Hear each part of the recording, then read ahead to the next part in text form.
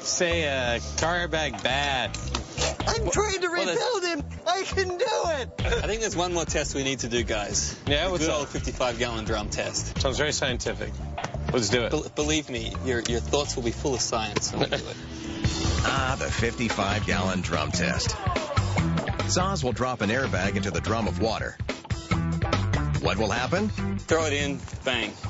Judging by the guy's reactions, I'm going to go put my I'm going to be over there with stuff Sam. Yeah, I'll see you guys later. this is lining up to be an excuse for the controlled mayhem that the team loves. 3, 2, 1. 3 tests, and you're out. Clearly, car airbags are just too volatile for this life-saving prototype. I think the one thing we learned is that airbags are dangerous to attach to humans. You can see this ring-shaped dent it left in the wood. That rate of inflation, that volume of gas, it's just not suited for being strapped to a person. It would have been nice just to use the car airbags and just kind of strap them on and be done and solve the problem. But that's not the case. We're going to have to look at either high pressure air or some kind of giant spring. Coming up, the first pressure test blows Terry away. And later, I'm a little nervous. the build culminates with a leap of faith. Will it be triumph or tragedy?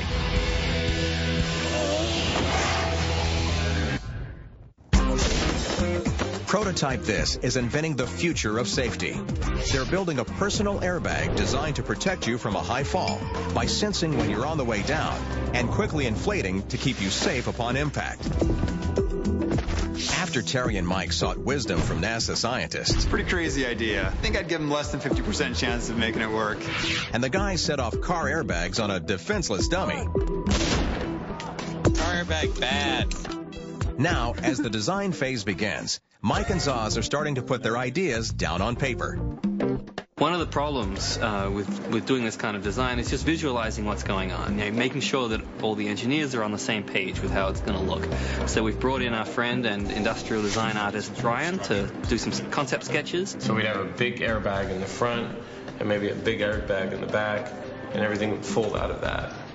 While Mike and Zaz help Ryan wrap his head around the concept upstairs.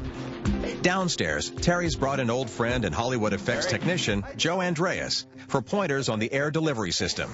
I haven't done anything this high pressure before, so hence I call you. All right, well, you called the right guy. Let's get this going.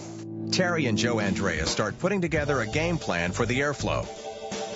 And later in the week, Ryan returns to show Mike and Zaz what he's drawn up. I took our sketches from when we left and worked off of those a little bit. I like it. Ryan's brought along something for Zaz as well.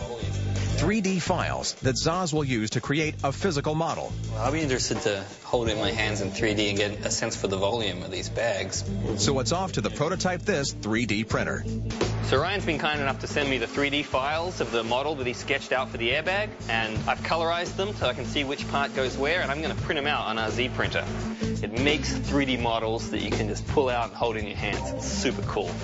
So I'm going to come here in a couple of hours. There's 1,600 layers to print, and then I'm just going to be able to pull them out of this bed right here. So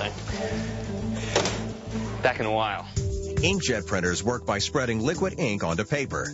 The Z printer works in a similar way, by spreading a liquid adhesive onto thin layers of powder to create the 3D model layer by layer. Soon the concept drawings are transformed into a scale model of a human figure and the inflated airbag surrounding it. Having a 3D model like this is important because we can really visualize what's going on. And, hot off the presses, the model goes to Mike, who will perform a lab test to see how much air this airbag needs to hold. Terry's been bothering me to find out the volume of these airbags, and well, I got a pretty slick way to do it. We're going to just do the classic volumetric displacement test. Basically, all I have to do is place these in the water, see how much volume it displaces, and we'll know how much volume they are. The amount that the water rises in the container is equal to the amount of air that would be needed to fill the small-scale model, which lets Mike know how much air he'll need to fill the full-scale personal airbag. 31 cubic feet is what we need, but I'm going to tell Terry 40 cubic feet, just to be on the safe side. That afternoon in the workshop, Terry and Joe Andreas are busy getting the air tanks tuned up. Joe's going to make the cradles for the air tanks. We actually want to have the air tank system done today and laid out. Joe's got the tanks rigged up, but Terry's got to know how high the air tank pressure needs to be to fill the airbags in 1.5 seconds. So he steps outside for another test. We just pressurized this cylinder up to 600 psi, and I want to see what 600 does when we inflate it. We're at 600 psi at 68 cubic inches. We'll see what we get on this. 3, 2, 1. Nothing. 600 psi is just a puff of air, not nearly enough to fill the test airbag. So for test number 2, Terry doesn't mess around. A car tire is 40 psi. This is 4,000 psi. When you hear a car tire blow out on the freeway, this is 100 times more powerful than that. Do it. 3. Make sure I go the right way here. 3, 2, 1. The force is great enough to blow the test bag to bits. Apparently, Mike, we have enough pressure. Let's do it again with a different one. That was a pretty violent little explosion that we had there. I'm guessing now that will actually fill up that entire bag. Absolutely no problem whatsoever. Now, the issue that we're going to have is to keep the bag from tearing itself up with that quick of an airflow coming out. Mike helps out with a reinforced bag. After we destroyed the first bag, Mike was willing to give us the second bag to see what we could do to that one as well, which I'm sure that we'll destroy that. Intent on destruction, Terry tries again. And 3, 2,